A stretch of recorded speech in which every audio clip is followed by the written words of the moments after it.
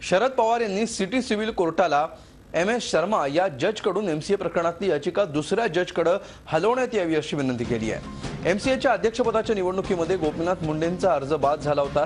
त्यानंतर शरद पवार बिनविरोध अध्यक्ष म्हणून निवडून आले। गोपीनाथ मुंडे यानंतर कोर्टात गेले होते। याच प्रकरणाच्या सुनावणी दरम्यान शरद पवार यांनी ही याचिका शर्मा नावाच्या जजकडून इतरत्र हलवण्याची मागणी केल्यामुळे वेगवेगळे तर्क वितर्क लढवले जात आहेत।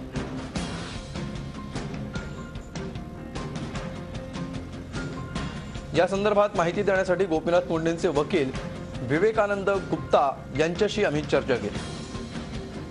पवार यांनी सांगितलंय की ट्रायल कोर्टने मुंबई क्रिकेट असोसिएशनचे प्रोविजन्सला एक्झॉस्ट इंटरप्रेट केला आहे, म्हणून आम्हाला या ट्रायल कोर्ट या जजकडे ही सुनावणी करायची नाहीये, दुसऱ्या जजाकडे करायची आहे, म्हणून हा ट्रान्सफर ऍप्लिकेशन केला आहे। हायकोर्टने पवारांच्या बाजूने निर्णय दिलाय, ट्रायल कोर्टने पवारांच्या विरुद्ध निर्णय दिला होता आणि पवारांच्या विरुद्ध निर्णय झाला म्हणजे पवारांना हे मान्य नाही असं म्हणावं लागेल।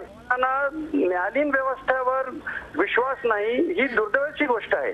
भारताचे केंद्र मंत्री राज्यात आणि केंद्रात त्या दोघांची सत्ता त्यांचाच आहे आणि न्यायालयीन व्यवस्थेवर विश्वास ठेवणं नाही ही दुर्दैवाची गोष्ट आहे। आणि नंतर अजून काही बातमी एका ब्रेक नंतर पाहत रहा आफ्टरनून न्यूज।